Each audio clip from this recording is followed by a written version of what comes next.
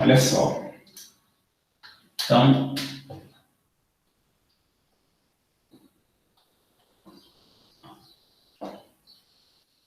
análise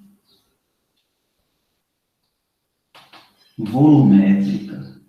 Esse é o nome que eu estou escolhendo para chamar. Tá, pessoal? Análise volumétrica. Esse é o nome que eu estou escolhendo para usar. Tá? É um nome mais clássico, né?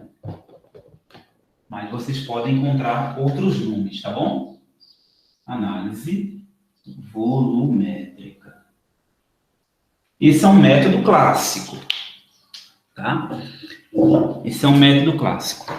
Eu sei que vocês já viram esse conteúdo, tá bom? Em soluções, né? Mas a gente vai revisar só essa primeira parte, tá bom? Mas a gente já vai entrar um pouquinho mais profundo, tá? Esse conteúdo tem muitas continhas interessantes, beleza? Eu vou tentar aplicar a minha metodologia nessas contas, né? Tentar fazer com que vocês, vamos dizer assim, consigam, né? Entender a ideia de, às vezes, você não usar a fórmula. Às vezes a gente vai ter que usar, mas tentar fazer com que vocês compreendam essa ideia de não utilizar a fórmula o tempo todo, porque a fórmula, às vezes, lhe faz refém. Porque se você esquecer, aí tchau. Mas quem consegue decorar, quem consegue memorizar fórmulas, eu não, como é que eu posso dizer? Eu não abomino, não, tá? Eu acho que é até uma qualidade para quem consegue fazer esse tipo de coisa, né? Quem consegue lembrar de equações químicas, equações matemáticas, né? Eu acho até interessante, né?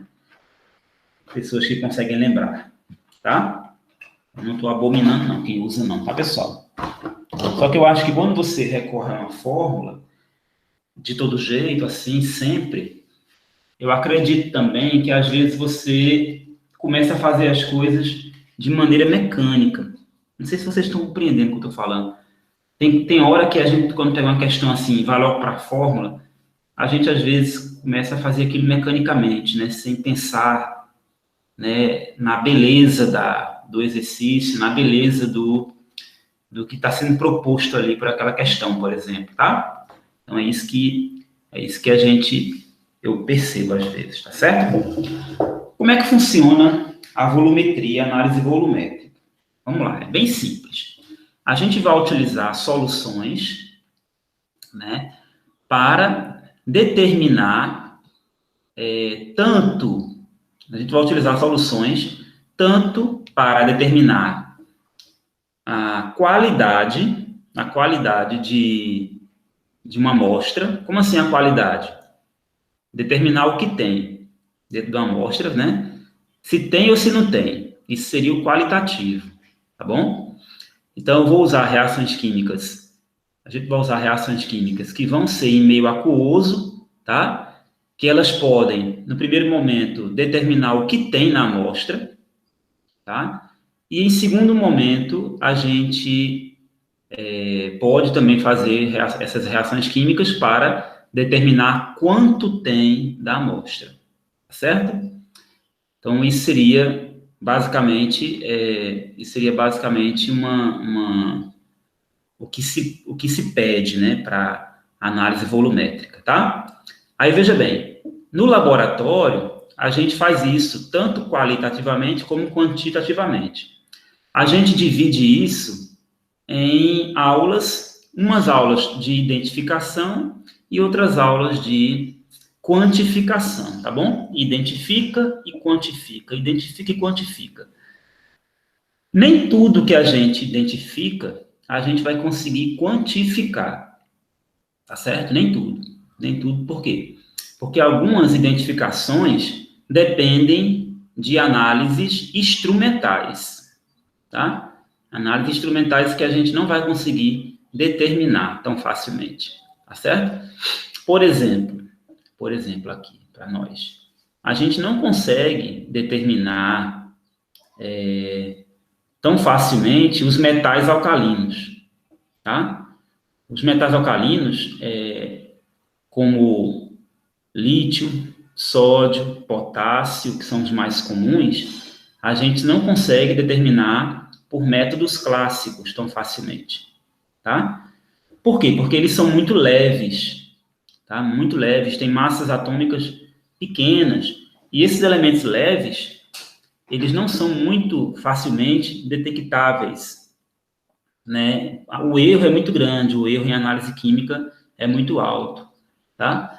Então, esses elementos, o mais comum é a gente utilizar uma análise instrumental. Para os metais alcalinos, o mais comum é a gente utilizar uma análise chamada fotometria de chama, tá?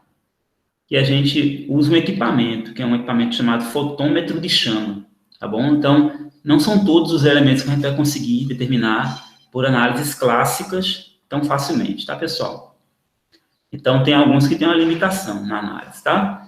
Então, os métodos instrumentais, a gente tem assim, o limite financeiro, né? Na verdade, né? Dentro da nossa instituição, a gente tem esse limite do dinheiro, né? O dinheiro não dá para comprar os equipamentos que a gente precisaria, né? A gente tenta, né? A gente pede, mas é difícil conseguir as coisas, tá? Então, na análise volumétrica, como é que você vai fazer? Você vai ter, então, substâncias que vão estar em soluções aquosas, a gente vai ter umas... Então, se ela desligou o meu ovo cozido, meu amor. A gente vai ter substâncias que a gente vai reagir umas com as outras em solução aquosa, a gente vai ter algumas substâncias conhecidas, né, com concentrações conhecidas, e outras que a gente pretende conhecer, é o que a gente vai tentar determinar através dessas reações, tá bom? Então, rapidinho. Então, vamos lá. Vamos fazer aqui, então, uma coisinha. Ó, como é que seria de cara, vocês sabem como é que funciona, de ouvir falar e de já ver desenhos, né? Sabe que você tem, por exemplo, aqui, ó. Eu vou começar a desenhar aqui.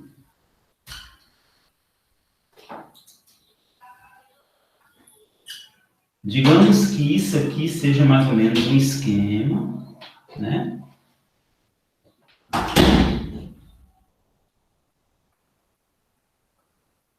O que a gente precisa para começar a aprender titulação, tá bom?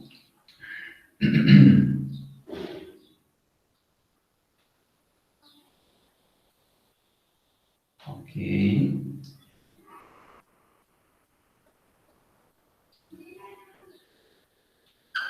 Talvez a gente se alongue um pouquinho, tá, pessoal? Mas vai dar certo, viu? Deixa eu pegar aqui uma canetinha. Então, faz de conta que é o seguinte, ó. Isso aqui é um instrumento, uma vidraria, tá? De laboratório, que a gente vai utilizar para fazer as nossas análises gravimétricas, tá bom? Gravimétricas não, volumétricas. Tá certo? Nós temos aqui um instrumento muito conhecido no laboratório, que é a bureta, tá? Então, isso aqui nós temos a bureta.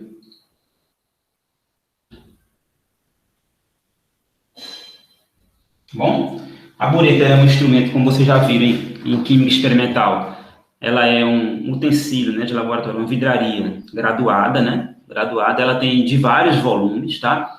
Ela tem desde 5 ml até 100 ml, tá bom? Depende muito do que você vai usar, né? Depende muito do que você vai usar para escolher se ela vai ser pequena ou maior. No IF, nós temos buretas de 10 ml até 100. Até 100. Temos de 10 a 100. Temos a bureta de 10, temos a de 25, a de 50 e a de 100, tá? Ok. Aqui dentro, na bureta, ela vai ter uma torneirinha, tá? Ela vai ter aqui uma torneirinha, No finalzinho dela tem uma torneirinha aqui.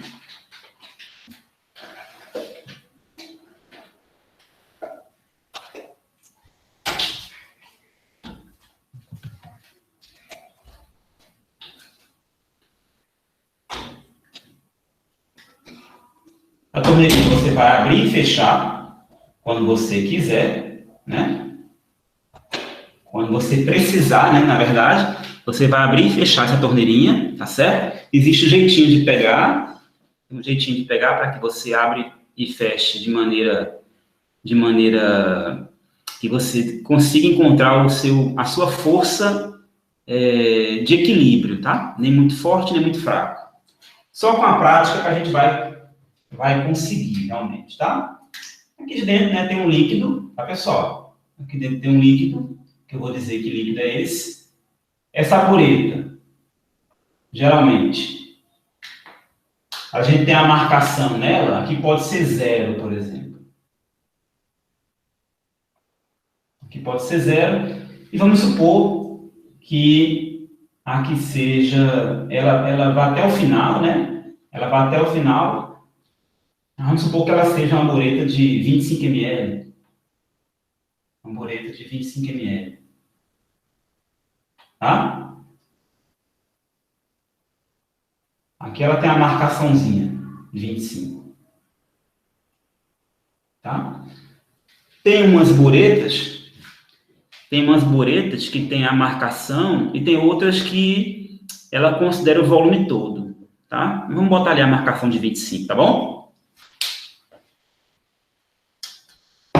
Vamos botar aqui a marcação de 25 ml. Deixa eu fazer o seguinte, eu vou tentar ver se a gente consegue melhorar a qualidade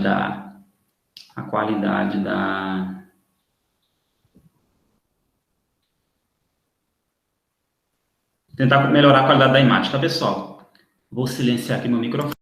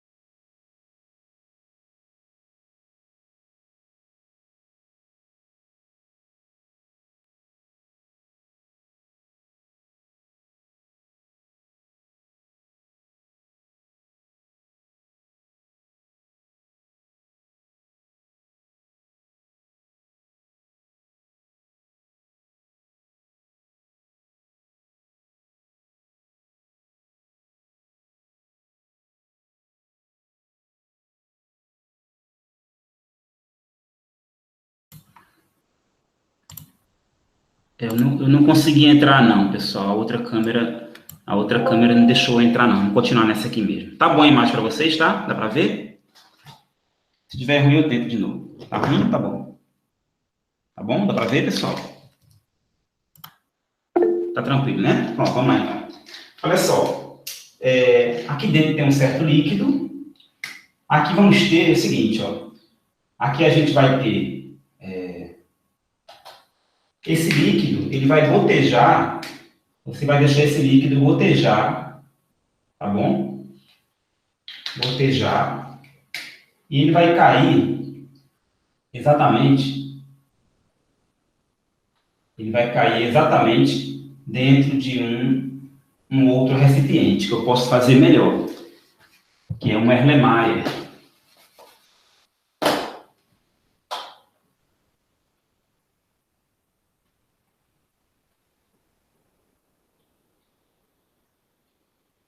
Tá, posso fazer melhor. Então, aqui está o Erlenmeyer. E aqui vamos ter um outro líquido. Vou colocar aqui de um líquidozinho laranja, tá? Ok. Então, aqui nós temos um Erlenmeyer.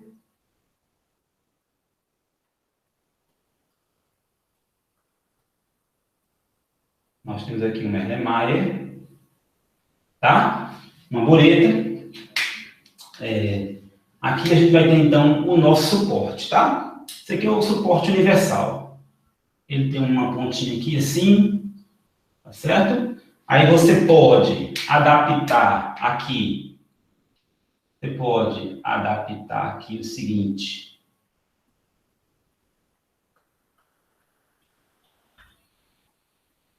Uma garra, né? Uma garrazinha para segurar a bureta, né? Você pode adaptar aqui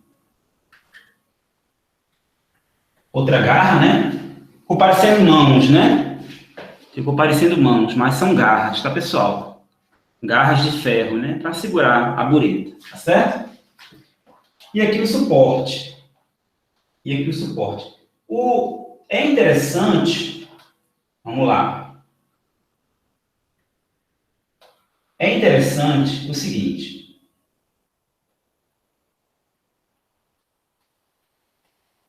Vamos tentar fazer isso de maneira...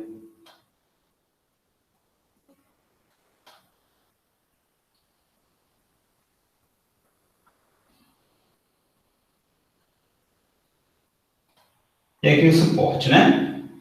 Vou fazer assim para você ter uma ideiazinha. É interessante que isso aqui, né? É interessante que essa superfície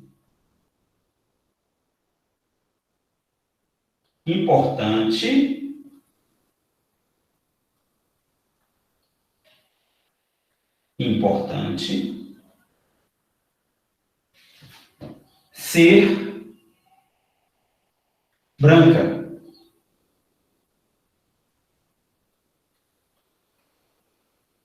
Exclamação, tá? Vamos lá. Na verdade, é importante que a bancada do laboratório seja branca também. Seria muito importante, tá, pessoal? Em volumetria, nós químicos, a gente depende muito da cor. Na verdade, a gente depende da cor para muitas coisas em química, né? A cor, ela está presente em várias análises químicas, tá? Em várias áreas, inclusive da química, tá? Então, a gente depende muito dela para identificar fenômenos. Então, é interessante quando o laboratório tem mesas bancadas brancas. O nosso laboratório atual de química analítica, as bancadas dele não são brancas, tá? Não são. Mas o laboratório de química geral, a bancada não, também não é branca, né? Eu acho que também não é branca, eu não estou lembrando agora. Mas, assim, é interessante que isso fosse branca, né? Que fosse branca, porque ajuda, né? O branco, ele dá uma noção de profundidade, né? Ele consegue expandir o olhar, tá, pessoal? Conseguir expandir o olhar. O que é que a gente vai ter nessa... Isso aqui é um suporte universal, tá, pessoal? Isso aqui é um suporte universal. Vou chamar aqui de suporte.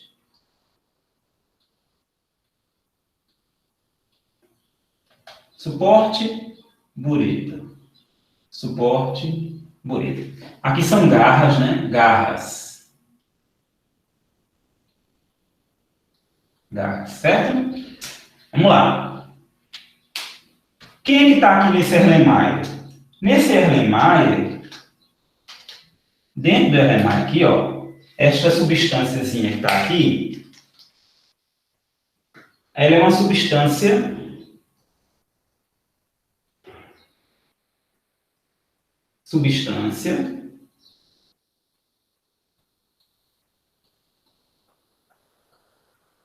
de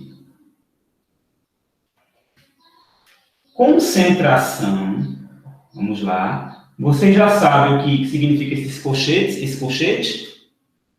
Já estão familiarizados com esse colchete? Sim ou não? Se sim, me responda aí, por favor, pessoal. Estão familiarizados com esse colchete? Em química? Já viram? Em soluções, em físico-química? Sim, ótimo. Galera, esse colchete significa concentração molar, tá? Então, substância de concentração molar, beleza? Desconhecida. A gente vai usar isso aqui para abreviar, tá bom? Ok. Professor, é obrigado que essa concentração seja sempre molar? Não, não é obrigado. Eu estou falando porque a concentração molar, ela é, assim, universal, né? A mais falada, né? Mas a gente pode achar a concentração em ppm, em miligramas por litro, né? Que é em ppm, a gente pode achar a concentração comum, tá? A gente pode achar a concentração em porcentagem, né? Em gramas por cm de solução, tá bom, pessoal? Existem várias maneiras de a gente achar a concentração. No Erlenmeyer, geralmente está a substância de concentração desconhecida, tá? Você até sabe o que é. Você sabe o que é. A gente só faz a titulação daquilo que a gente sabe o que é, tá bom, pessoal? A titulação é uma análise quantitativa, tá? A análise qualitativa a gente faz antes, tá certo? Aqui você sabe o que é que tem aqui, mas você não sabe qual é a concentração, tá? A gente chama essa substância de concentração desconhecida, a gente chama ela de titulado. É o titulado, tá bom? É o que vai ser investigado, tá? É o titulado, beleza? Aqui dentro da bureta, a gente vai ter uma substância. Aqui na bureta, a gente vai ter uma substância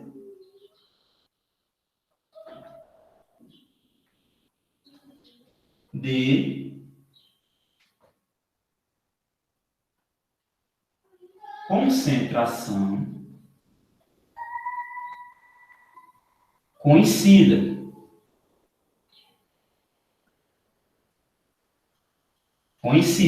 Tá?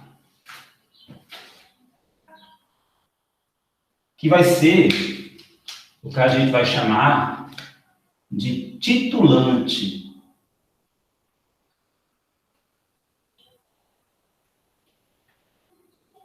É o titulante, tá? A análise volumétrica ela é baseada numa técnica chamada titulação, tá? Então, a titulação é quando você consegue descobrir a concentração de uma substância a partir de uma outra conhecida, tá bom? Aí vamos lá que a gente precisa conversar sobre isso. Professor, vai ser sempre nessa ordem? Nem sempre. Existem experimentos que a gente pode fazer no laboratório que a gente pode inverter essa ordem, que a gente pode colocar o titulante no Erlenmeyer e o titulado pode estar na bureta. Então, se acontecer alguma prática desse tipo, vocês não estranhem, tá, pessoal? Pode acontecer, mas o normal é que o titulante esteja na bureta, tá certo? Aí, qual é a lógica de uma análise dessa? Qual é a lógica? Como é que a gente sabe que vai determinar a concentração de uma substância aqui? Muito simples. Isso é simples. Vamos lá. A gente pode fazer da seguinte maneira. Você tem, por exemplo, um teste. A gente pode fazer um teste, uma análise mais simples que existe. tá? Uma análise mais simples. Você pega uma solução, você recebe uma solução e resolve saber qual é o pH não, saber se aquela solução é alcalina ou é ácida, tá? Então, você resolve saber se aquela solução é alcalina ou é ácida. O que você faz? Geralmente, a gente coloca um indicador, tá? Aqui dentro também, aqui dentro,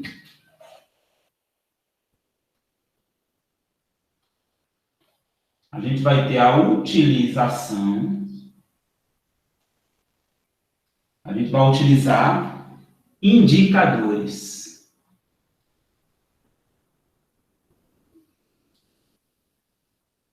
Indicadores. Eu vou falar sobre isso, tá? Indicadores. Os indicadores são substâncias que vão dizer para a gente quando é que uma reação chegou no seu ponto final, tá? Ou seja, quando a reação acabar, esse indicador vai nos dizer, tá bom? Mas vamos lá, vamos dizer que você pegou uma certa solução. Então, vamos fazer aqui um exemplo para que a gente comece do zero, tá, pessoal? Então, eu dei para vocês uma solução aqui. Então,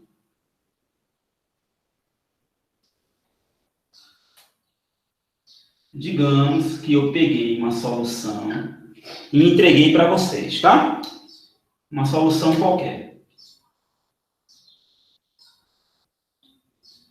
Uma solução problema. Beleza? E aí, eu quero saber se a solução é básica ou ácida. Tá bom? O que você vai fazer? A primeira coisa que você vai fazer. Como vocês já viram um pouquinho de soluções, a primeira coisa que você vai fazer é gotejar o quê?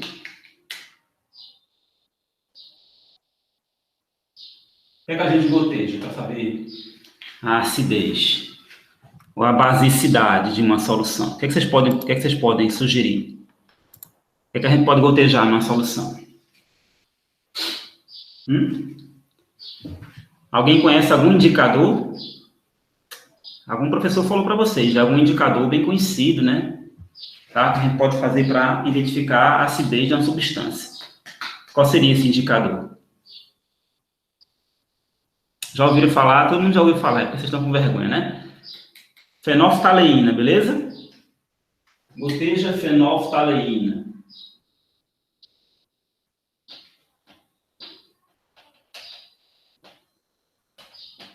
Fenolftaleína é um indicador ácido-base, tá? Indicador ácido-base. Todo mundo conhece aqui fenolftaleína, né? Deixa eu mudar aqui para esse lado. Todo mundo conhece fenolftaleína. Se o meio for ácido, ela vai permanecer incolor, tá? A fenolftaleína é uma substância orgânica, tá? Ela tem uma estrutura bem complexa. Ela modifica sua cor quando o pH altera da faixa ácida para a faixa alcalina. Eu vou aqui buscar, para mostrar a vocês, a estrutura da fenolftaleína. Tá? Vamos buscar aqui a estrutura desta substância. Tá? Eu vou copiar essa imagem e eu vou apresentar para vocês num slide aqui, tá bom? Deixa eu ver aqui se eu tenho um slide que eu possa utilizar. Vou abrir aqui um slide aqui. Microsoft Office. Office PowerPoint. Vou abrir aqui um PowerPoint aqui qualquer. Vamos jogar aqui essa imagem. Vou mostrar a vocês já, tá, pessoal?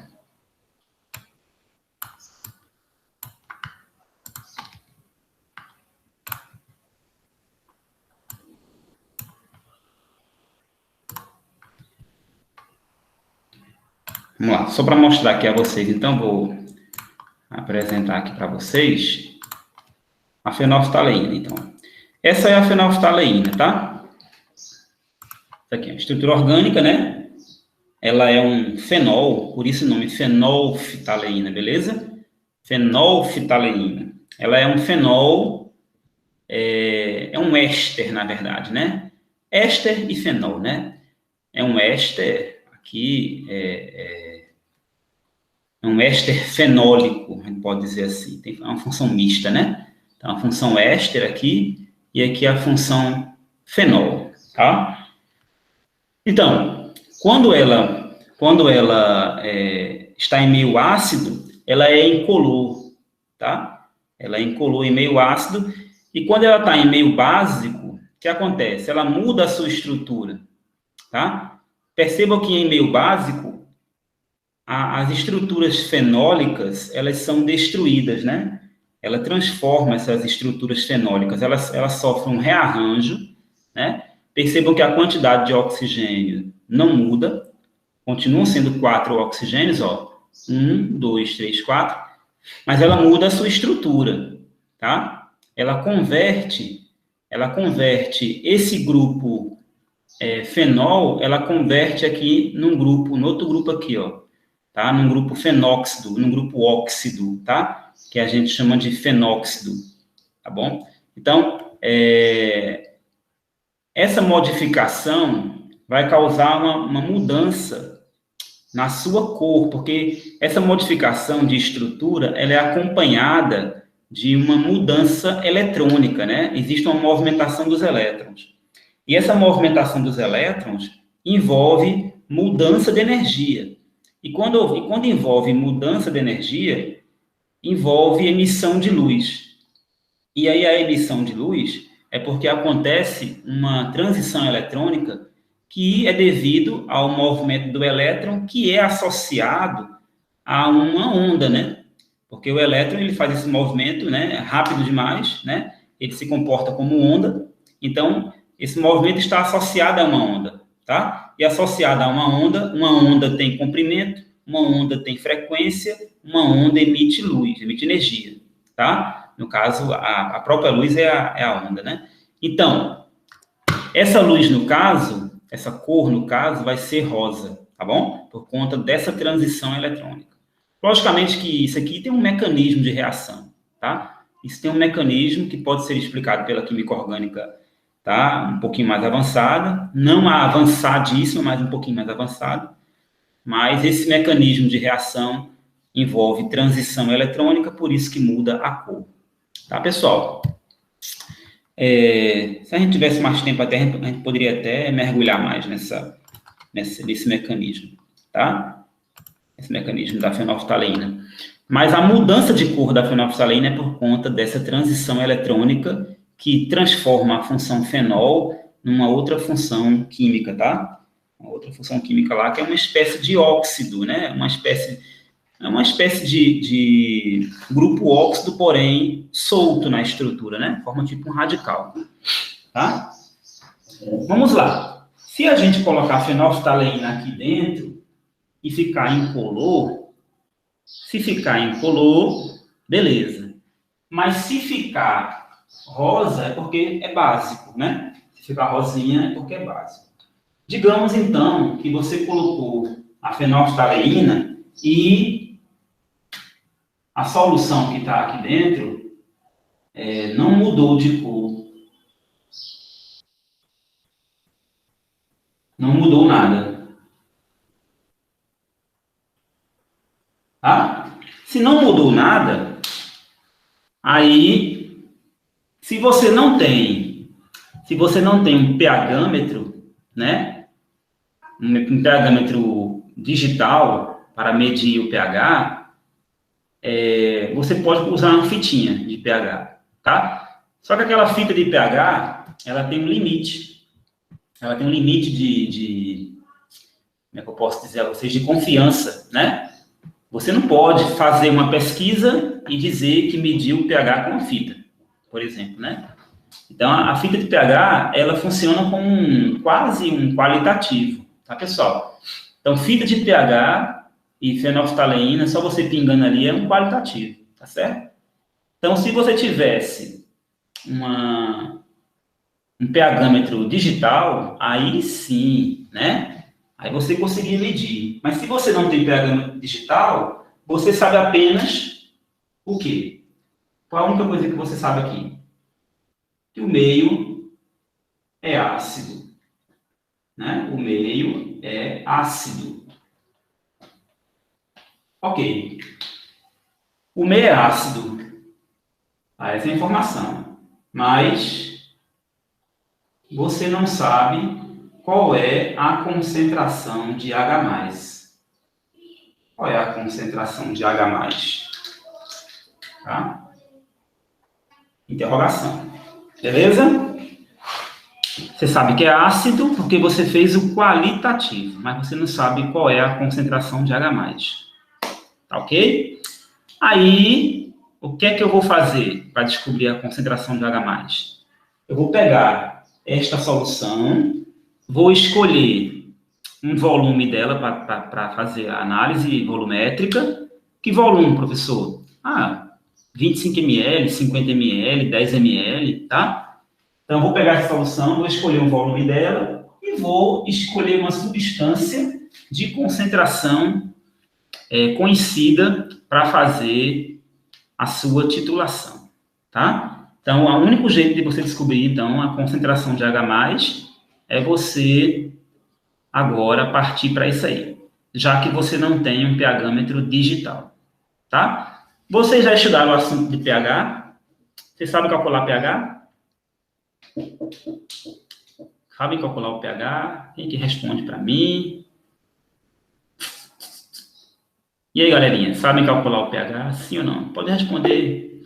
Não recorda? Ainda não viram a formulazinha não, né? Cálculo de pH. pH é igual a menos o logaritmo da concentração de H+. Já viram essa equaçãozinha? pH é menos o log da concentração de H+. Creio que já viu. E a galera da aula? Já viram em algumas disciplinas? Não aprendeu com exatidão. Ok. Beleza. Muito bem. Em Química 3, com o professor Antônio, ele vai chegar lá. Ele vai chegar no cálculo de pH com vocês, viu? Eu perguntei porque poderia ser que vocês tivessem aprendido isso em soluções, por exemplo, né? Às vezes o professor dá. Quando dá tempo, tá, pessoal? Quando dá tempo, às vezes o professor dá. Né? Às vezes o conteúdo flui bem, e às vezes o professor dá lá em soluções. Mas não é um assunto de soluções, realmente. É um assunto de Química 3, tá? Então, vocês vão estudar isso em Química 3 com o professor Antônio, beleza? Tudo bem, tá? Então, o que você vai fazer, então? Vai escolher qual é a saída aqui. A saída é titular. Para você descobrir a concentração de H+, será necessário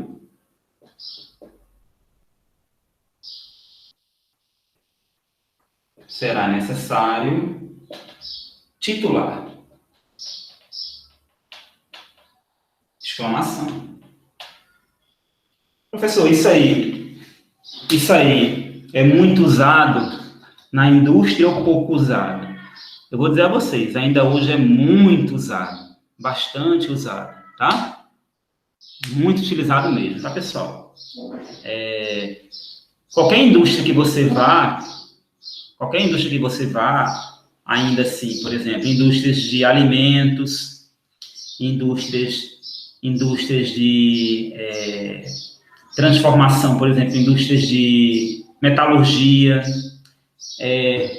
empresas que trabalham com análise ambiental, né?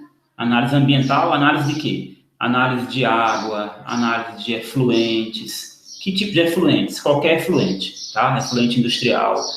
Análise de esgoto, análise de resíduo sólido, de lixo, né? todas utilizam titulação. O que é que mudou? Aí eu tenho que informar para vocês o que é que mudou. O que é que mudou ao longo desses anos? Ao longo dos anos, né, o que mudou vem sendo o aparato de laboratório. Tá, galera? As empresas que têm condições financeiras melhores, né, assim, condições melhores, elas estão investindo em buretas eletrônicas.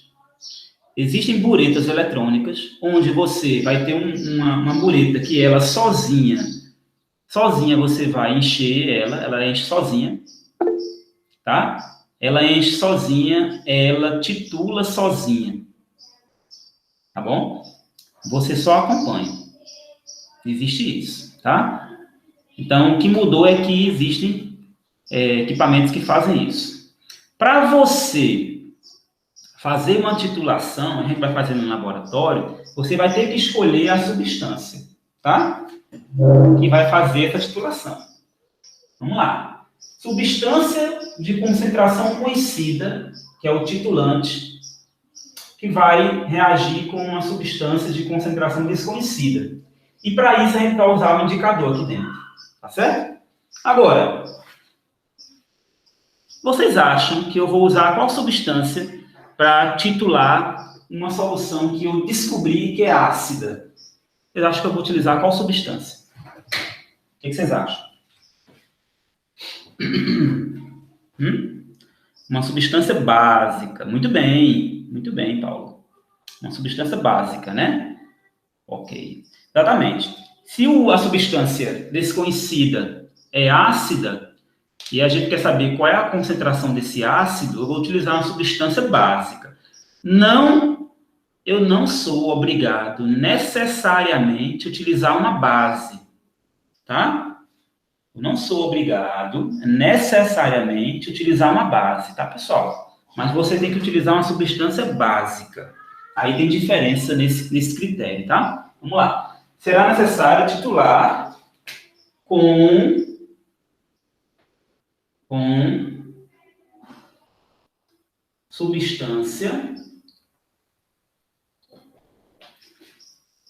substância básica, com substância alcalina, né? Ok. Aí, esta substância alcalina, vou perguntar aqui a vocês.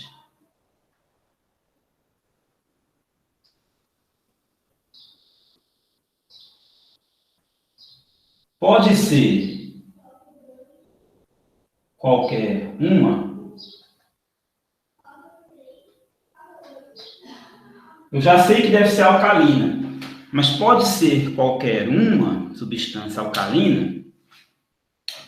Aí, isso tem uma resposta, tá, pessoal? Ok, Paulo botou aqui que é uma substância básica, né, para ocorrer a viragem, que é, no caso, neutralizando.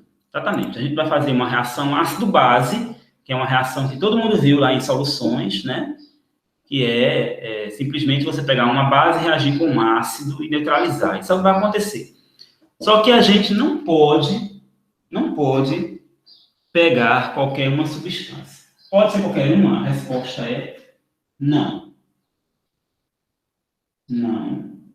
Exclamação. Não pode ser qualquer uma substância.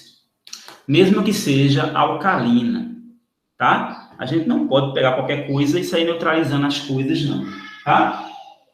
Então, que substância é essa que a gente vai usar? Esta substância que a gente vai usar, que não pode ser qualquer uma, que substância é essa? Vou trazer para cá a resposta. Esta substância, ela tem que ser, nunca a gente vai dizer aqui agora o nome dela, ela tem que ser uma substância que a gente chama de padrão primário. Tem que ser um padrão primário. Vamos lá? Não pode ser qualquer substância. Agora eu vou sentar aqui para a gente conversar. Tá? A substância que a gente faz a titulação não pode ser qualquer substância. Tá? Precisa ser um padrão primário. Um padrão primário, galera, é uma substância especial, tá? Primeiro, ela tem que ter características que se oponham ao que a gente quer determinar, não é isso? Se eu quero determinar um ácido, o padrão primário tem que ser características básicas, alcalinas, tá? E ela tem que ter outras características. O padrão primário é um tipo de substância que deve ter uma composição muito fixa. Deve ser uma substância que tenha um grau de pureza muito alto. Deve ser uma substância que ela não se decomponha em qualquer situação. Deve ser uma substância estável. Deve ser uma substância que não reage de qualquer jeito com água. Então, não pode ser uma substância higroscópica. Tá? Então, um padrão primário é uma substância que tenha uma composição muito bem definida. Tá? Então, eu não posso simplesmente achar que ali é um ácido, determinei, é um ácido, não virou, a fenolftalina não virou para rosa, é um ácido. Ah, pega ali uma soda cáustica no armário para a gente neutralizar. Não é assim. Tá? A gente não pode pegar um hidróxido de sódio qualquer e sair neutralizando e dizer, ó, eu titulei e a concentração do ácido deu tanto. Não podemos fazer isso, tá? Não podemos. Tá bom? Então, a gente tem que escolher um padrão primário para fazer essa análise, tá certo? Então, agora eu vou botar aqui para vocês só aqui na página, as definições. Eu não gosto muito de ficar moendo com definição, tá? Então, eu vou trazer para vocês o que é, quais são as condições para uma substância ser chamada de padrão primário, tá? Então, vamos lá.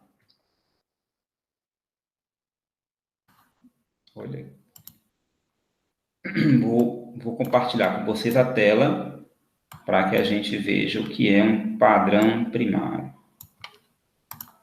Vamos lá, então.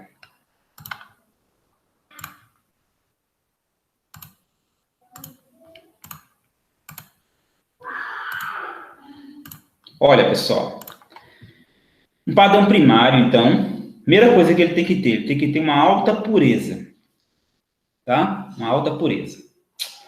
Tem que ter uma alta massa molar. Então, assim, esse requisito de alta massa molar é até assim, é até menos exigido, tá? Não é tão exigido, tá bom, pessoal? Mas é interessante que ele tem uma alta massa molar, porque na hora que você vai pesar, o erro dele é o erro relativo, porque assim, quanto mais leve é uma substância, maior é o erro na hora de pesar. Por quê? Por conta das impurezas. Vocês concordam comigo que uma substância leve,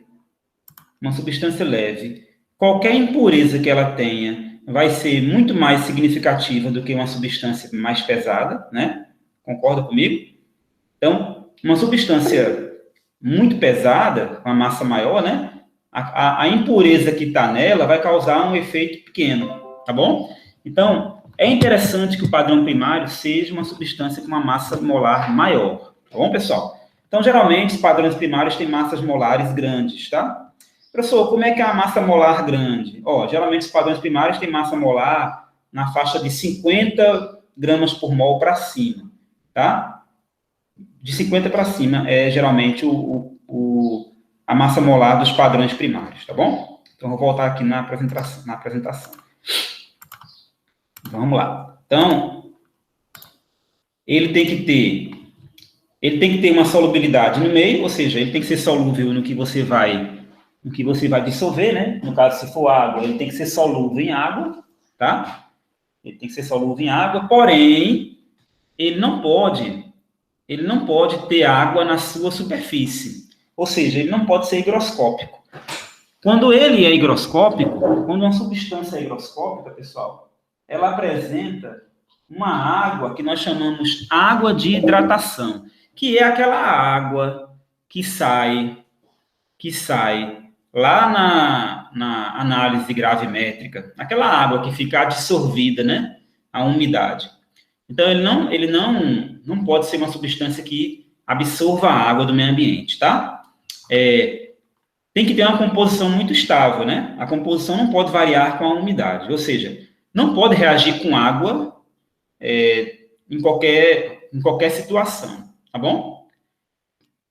E também tem que ser estável ao ar, ou seja, não pode reagir com oxigênio, né? Porque no ar atmosférico, a principal substância que reage com outras é o oxigênio.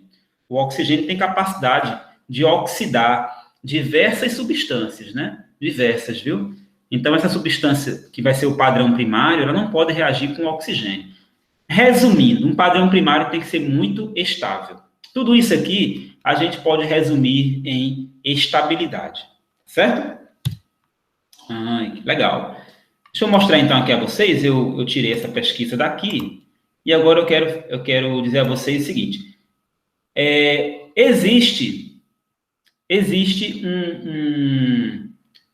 uma outra substância chamada padrão secundário. Se você não tiver no laboratório um padrão primário, você pode utilizar um padrão secundário, tá? Vamos pegar aqui essa definição. O que seria, professor, um padrão secundário? Vamos lá. Um padrão secundário, ele vai ser uma substância que ela vai ter requisitos bons também, tá? Requisitos bons, porém, vamos dizer assim, ela não é tão perfeita quanto um padrão primário. Mas ela foi, vamos dizer assim, ela foi comparada com um padrão primário e pode ser utilizada, tá certo? E também é o seguinte, a gente pode também usar um padrão secundário quando essa substância foi titulada com um padrão primário. Vou falar cara a cara com vocês e depois ver se vocês conseguem me entender eu falando aqui com vocês. Presta atenção, por exemplo. Você está no laboratório, né? E você não tem ali naquele momento um padrão primário para fazer uma titulação. Mas você tem uma solução que foi padronizada com um padrão primário, tá? Aí o que é que isso significa? Significa dizer que aquela solução que você tem é um padrão secundário. Um padrão secundário é uma substância que ela pode ter sido, né? Ela foi padronizada, ela reagiu, ela foi comparada com um padrão primário, tá? É como assim, você, por exemplo, vou dar um exemplo aqui, você vai, não tem um padre na igreja, né? Não tem um padre, tem um padre, beleza. O padre, ele pode não estar na igreja, pode ser o pastor também, quem é evangélico, a gente pode fazer a mesma comparação. Tem um padre, tem um pastor, eles não estão na igreja no momento, naquele momento ali. Aí existe uma segunda pessoa que foi padronizada por eles. Padronizada. É mais ou menos isso aí, Paulo, primeira e segunda classe. Então, um diácono, não tem um diácono, né? Eu sei se é só... tem um diácono. Não tem um diácono, o diácono não pode fazer algumas coisas que o padre faz. Por quê? Porque o diácono, ele foi... Diácono, né? Fala. Ele foi padronizado por pessoas que lhe deram o gabarito de fazer algumas coisas, tá? Então, seria um padrão secundário. Na igreja evangélica, pode ser, por exemplo, um missionário, um presbítero, né? Um evangelista. E na igreja evangélica tem outras denominações. Eu me lembro que tem evangelista, presbítero, né? Então, também pode ser isso aí. Diácono. Obrigado, viu, Marina? Diácono, né? Então, na química, a gente chama de padrão primário e padrão secundário, tá? Então, a gente pode fazer uma titulação utilizando um padrão secundário. O que é um padrão secundário? Um padrão secundário é uma substância que ela foi titulada com um padrão primário. Aí ela se torna um padrão secundário, tá? Então, eu posso, por exemplo, determinar aquele ácido, fazendo ele reagir com um hidróxido de sódio padronizado. né? Ou seja, um hidróxido de sódio que já foi titulado como padrão primário, beleza? Caso você não tenha no laboratório o padrão primário, tá? Então, vou ler só aqui a definição, aqui no slide. Ele diz que um reagente padrão secundário é um composto que permite preparar uma solução titulante, porém, sua concentração é determinada através da comparação com o padrão primário, tá?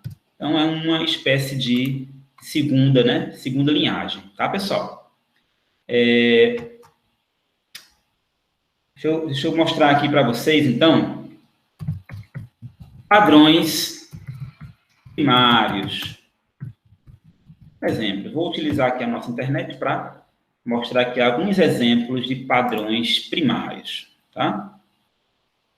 Vou copiar aqui essa imagem e vou trazer para cá. Alguns exemplos de padrões primários. Exemplos de padrões primários. Ó, aqui estão alguns padrões primários. Carbonato de sódio, tá? Carbonato de sódio é um padrão primário. Inclusive, o carbonato de sódio a gente pode usar para titular uma substância ácida, tá?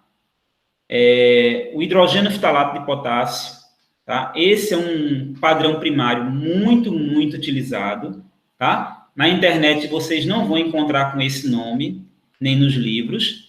A gente vai encontrar com esse nome aqui, ó. Biftalato de potássio, tá? Vamos ver aqui a imagem. Esse bichinho aqui. Esse é o biftalato de potássio, tá bom? Biftalato, tá? O biftalato de potássio, ele é uma espécie química, tá? Ele é uma espécie química que, apesar, aí, ó, isso é muito importante que a gente tenha a percepção. Vou copiar essa imagem e jogar aqui no slide para a gente, tá? Professor. É interessante. Tá Pode falar. Tela não, professor. Hã? Não tá compartilhando tela não, professor. Tá não? Ah, tá não. Vou compartilhar agora. Obrigado, muito obrigado, eu esqueci. Não, professor. Ó, o biftalato de potássio é esta substância aqui, ó. Vamos lá, deixa eu mostrar aqui. Ó, estas substâncias aqui, elas podem ser padrões primários, tá? Carbonato de sódio, hidrogênio ftalato de potássio, cloreto de sódio, pode ser um padrão primário, dicromato de potássio, iodato de potássio e oxalato de sódio. Estas substâncias são padrões primários, tá? São substâncias que têm massas molares altas, né? Aqui, a que tem a menor massa molar é o cloreto de sódio, que é 58, tá? O cloreto de sódio é o que tem a menor massa molar. Mas o carbonato de sódio, ele já tem massa molar mais de 100, 106 gramas por mol. Esse aqui tem massa molar acima de 100 também. O iodato de potássio tem massa molar acima de 100, tá? O oxalato de sódio tem massa molar também acima de 100, tá? Um bem famoso aqui é o hidrogênio ftalato de potássio, que ele é chamado de biftalato de potássio, esse composto aqui, tá? Esse composto aqui é uma pegadinha para vocês, caso vocês não estejam lembrados. Esse composto aqui, ele é um sal ácido, né? Ele é um sal de ácido carboxílico. Estão ligados que isso aqui é um ácido carboxílico? Vocês precisam estar ligados, tá? Ó, química é acumulativa. Isso é um sal que tem potássio, né? Ó, é um sal orgânico. Olha que legal. Isso é um sal orgânico. Não é um éster. É um sal orgânico ácido, tá? Por que ácido? Porque ele tem um grupo ácido carboxílico. Aí o que acontece? Isso aqui é um padrão primário que eu posso usar para reagir com uma base. Essa hidroxila que está aqui não tem caráter básico, tá, pessoal? Isso aqui tem caráter ácido. Quando esse bichinho aqui se ioniza, tá? E sem água, quando ele se ioniza, ele não libera hidroxila. Ele libera justamente o hidrogênio, tá? Libera o hidrogênio. Isso é um ácido. É um ácido orgânico, tá? Então, ó, vai liberar em solução, quem vai ser liberado aqui em solução, quem é liberado aqui não é a hidroxila, é só o hidrogênio. Esse oxigênio, ele fica com um elétron do hidrogênio, e o hidrogênio sai na forma de H+, tá? Então, o bifitalato de potássio é um ácido, tá? É uma função que tem caráter ácida, tá? Então, é um padrão primário, tem uma massa molar alta, não é higroscópico, é estável ao ar, não muda de composição quando está no ar atmosférico, tá? Então, ele tem todos os pré-requisitos de um padrão primário, tá, pessoal? Ok. Quem faz pesquisa, né, na parte de meio ambiente, aqui nesse grupo aqui pode ser que tenha alguém que faça, está acostumado a fazer titulação, ácido-base, e até outras titulações também, de repente, né? Aí Paulo Henrique está aí. Né? Geralmente, quais são as soluções? Você pode dar um exemplo de uma solução que você usa muito para fazer titulação, Paulo? O ácido EDTA, professor. EDTA, pronto. O EDTA, ele faz uma titulação, mas não é uma titulação ácido-base, não. O EDTA, ele faz uma titulação que a gente vai ver, que é uma titulação chamada de volumetria de complexação, tá? Volumetria de complexação. A gente está começando a estudar a volumetria, e eu estou falando para vocês da volumetria, a primeira volumetria que a gente vai estudar é a volumetria ácido-base. O EDTA, ele faz uma volumetria de complexação. Ele usa os grupos que tem para aprisionar cálcio e magnésio, tá? Para complexar cálcio e magnésio, tá bom? O EDTA, eu já mostrei em química orgânica a estrutura, né? Não sei se vocês lembram, ele é o ácido etileno diamino tetracético, tá? EDTA significa etileno diamino tetraacético, tá bom? É o EDTA. A estrutura do EDTA, eu vou mostrar a vocês, ele é um ácido realmente, tá? Ele é um ácido, é isso aqui, ó, o EDTA, essa aqui é a estrutura dele, ó, né? Então, ele tem 4 grupos, acéticos, ó, 4 grupos acéticos. Eu vou passar aqui eu vou copiar essa imagem para colar aqui no slide para vocês perceberem esses grupos. Vamos lá, ó. Ele tem 4 grupos acéticos. O que é um grupo acético? É esse carbono aqui, que é um carbono CH2, e esse carbono aqui, ó. Então, ó, esses são 2 carbonos, é um grupo acético, é um grupo acete, né? Acete. Como tem ácido carboxílico, no final, ico, né? Então, é um grupo acético. Um grupo acético, 2, 3, 4. 4 grupos acéticos. E 2 grupos amina. 2 aminas terciárias, ó. Uma amina terciária, outra amina terciária. Então, é o ácido, é o etileno diamino, tá? Etileno diamino. Por que tem esse etileno diamino? Porque daqui para cá também tem 2, ó. Aqui para cá, ó, esse espaçozinho aqui, ó. São 2 carbonos, ó. Aqui, ó. Aqui tem um CH2 e aqui tem um CH2. Como tem 2 valências, isso é muito bom em química orgânica, a gente aprender isso, ó. Como tem 2 valências, uma para cá e outra para cá, aí seria, se fosse apenas uma valência livre, seria etil. Mas como são 2 valências, a gente chama de etileno. É um radical orgânico que não aparece em vestibulares, mas em Enem.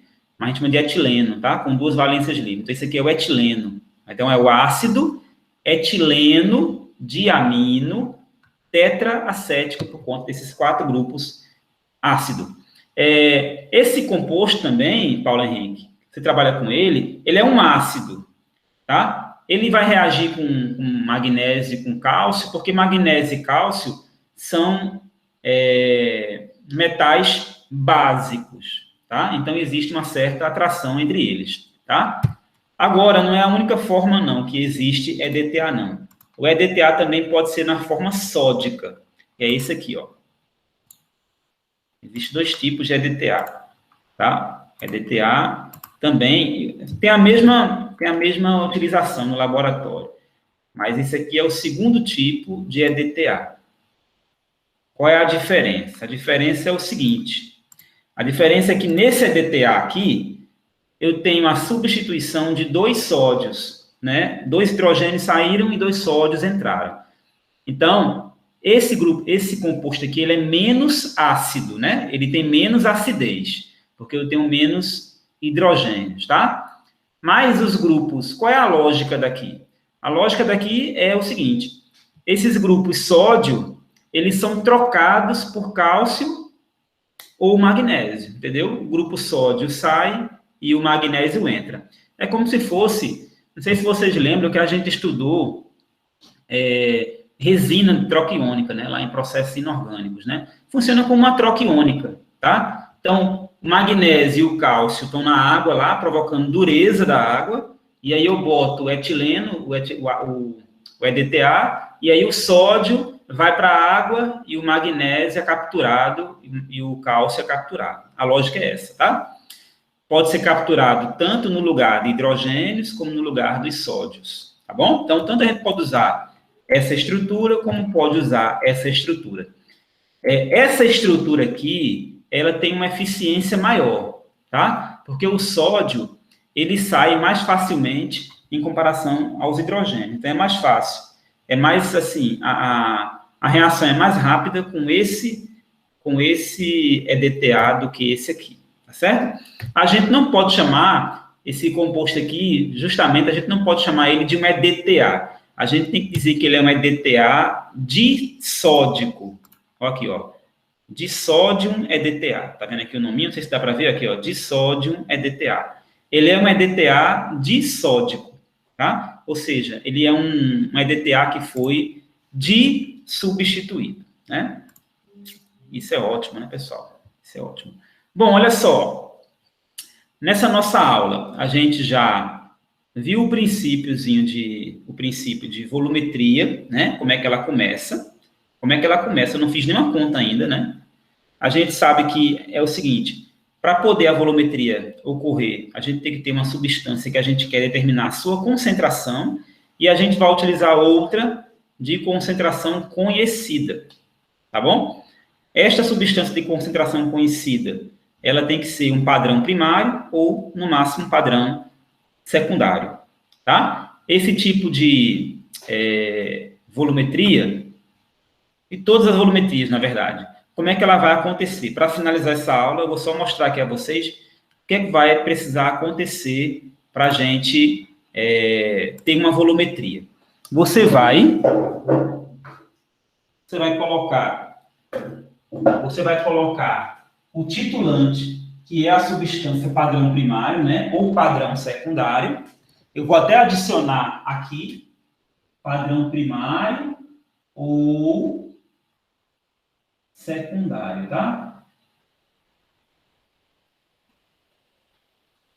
Você vai colocar a substância titulante, que é o padrão primário e secundário, vai fazer uma solução dela. Então, vocês, quando chegar no laboratório de Química Analítica, eu vou subentender que vocês sabem fazer solução. Eu não vou ensinar vocês a fazer solução, só dizer, prepara uma solução 0,1 molar disso aqui, e vocês vão fazer a solução. Tá, pessoal? Isso aí é um pré-requisito. Para estar em Química Analítica, tem que saber fazer solução. Tá bom? Então, vocês vão preparar as soluções. A solução do titulante, inicialmente, vocês vão colocar a solução dentro da bureta. Existe uma coisa que a gente fala, zerar a bureta. O que é zerar a bureta? Vocês vão encher a bureta até a marca que tem escrito 0. Tá? Vocês vão encher a bureta até uma marquinha escrito 0. Beleza?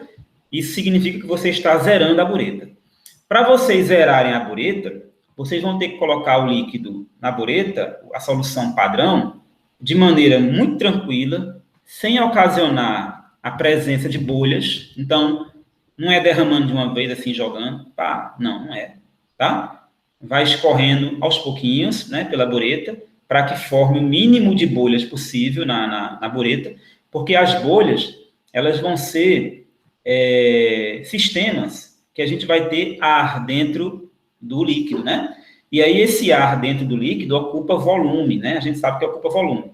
Então, isso vai causar um erro, tá? Vai causar um erro. Às vezes o aluno fala assim, professor, minha titulação, eu gastei aqui um volume e a de fulano, ele zerou a bureta igual a mim, só que ele gastou menos, né? Por que fulano gastou menos? Porque a de fulano não tinha bolhas, né? Não tinha bolhas. A sua tem bolhas. Quando tem bolha, aí justamente quando aquela bolha colapsa, quando ela estoura, aí ela vai causar no volume um aumento de volume. Só que não tinha nada ali, era ar, né? Então, na hora que você encheu a bureta e não conferiu se ela tinha bolhas, você vai acabar gastando mais. Vai acabar gastando mais. Por quê? Porque, na verdade, sua bureta não está zerada. A sua bureta não está zerada. Você colocou um volume menor do que, por exemplo, 25 ml. Por quê? Porque o ar está ocupando o volume que era para ser do líquido. Entendeu, pessoal?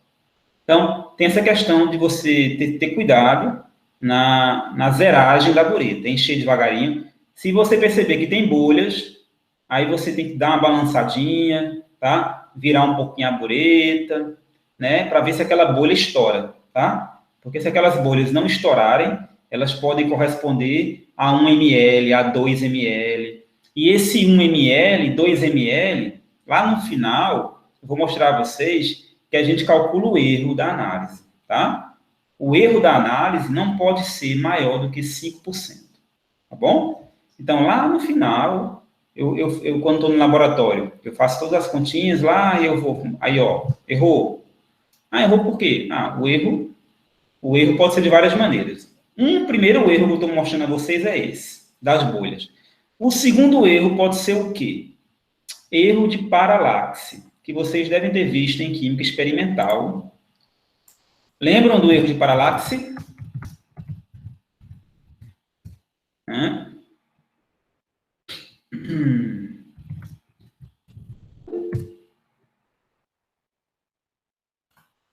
Com certeza, né? Pronto, ótimo. Então, o erro de paralaxe é aquele que você comete quando você não está bem ajustado, como é que eu posso dizer? Na sua postura, tá? E você lê a bureta de maneira errada, tá? Então, como é a forma normal de você ler a bureta? Você colocar a bureta numa superfície plana e você se posicionar de maneira correta, tá? Então, por exemplo, né, o erro de paralaxe é quando você, né, aqui tem uma figurinha, né, ó. O erro de paralaxe é quando você se posiciona errado em relação à vidraria, tá? Isso pode acontecer quando você está lendo uma bureta, quando está lendo uma proveta, tá certo? Então, se você utilizar a angulação errada, aí você pode ver, por exemplo, você pode ler uma coisa que está por baixo, você pode ler por cima, e, na verdade, isso vai atrapalhar, tá? Então, a maneira correta é essa aqui, né, que eu vou botar aqui para vocês, essa figurinha. Isso é revisão, por isso que eu não coloquei, tá, pessoal? Slides, porque isso aqui é revisão que vocês já sabem lá de química experimental.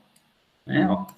Então, você tem que posicionar seus olhos na direção da vidraria para que você veja que o menisco ele está justamente em conformidade com a concavidade aqui do líquido, né? Ó. Beleza? Então, geralmente nós trabalhamos com líquidos incolores. Em líquidos incolores, você vai ler desse jeito que está aqui. Se for em líquidos coloridos, você vai ler por cima, tá? Quando os líquidos são coloridos. Então, é importante a postura, viu? A postura correta. Ó, nos líquidos coloridos, a gente vai ter uma posição, um comportamento convexo. No líquido incolor é côncavo e no líquido colorido é convexo. tá? Mas dificilmente a gente vai ler líquidos coloridos, tá? Quando a gente tiver um líquido colorido, eu vou dar para vocês a informação, tá bom, pessoal? Líquido incolor geralmente é côncavo e no líquido colorido é convexo. Geralmente não, sempre é côncavo, tá?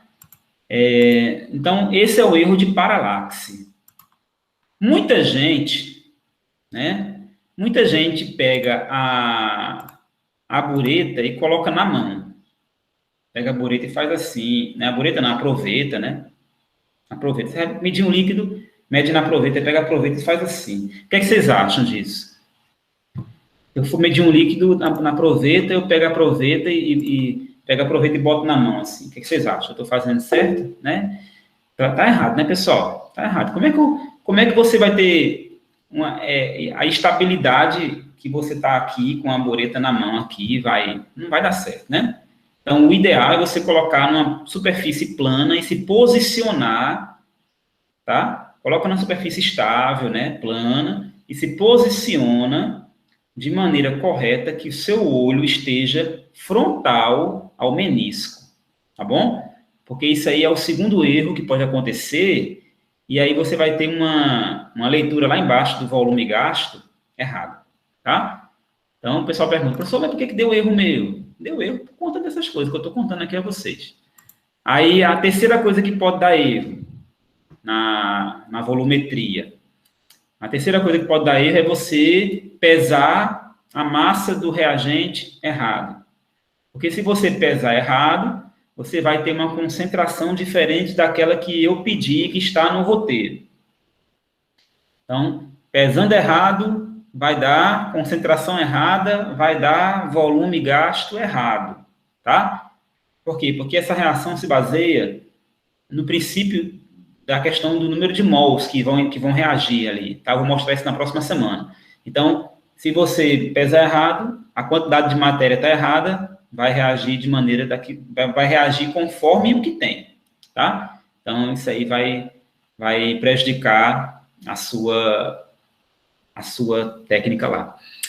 Uma coisa que vai ajudar também a vocês a fazer uma boa volumetria é você segurar corretamente a bureta e segurar corretamente o Erlenmeyer. Esse é um exercício que o tempo de experiência ajuda, tá?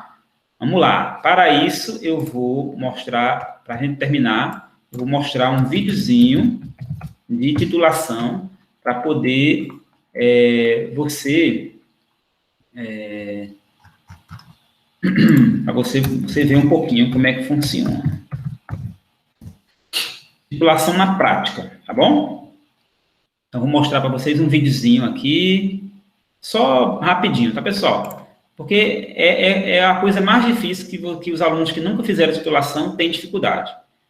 Porque você tem, vamos lá, quando você tem aqui a solução na bureta, você tem que segurar a torneira para gotejar e, ao mesmo tempo, segurar o Erlenmeyer e homogeneizar. A reação aqui, pessoal, ela para acontecer de maneira que ela tenha uma termodinâmica favorável e uma cinética favorável, que é a velocidade, você precisa agitar o Erlenmeyer. As gotinhas do titulante vai cair e eu preciso ter uma velocidade boa para que isso contribua com a homogeneização, tá? Então, essa é uma dificuldade realmente que eu sei que vocês vão ter, algumas pessoas vão ter, mas isso é normal. Vamos lá, então, só para a gente terminar, mostrar esse videozinho.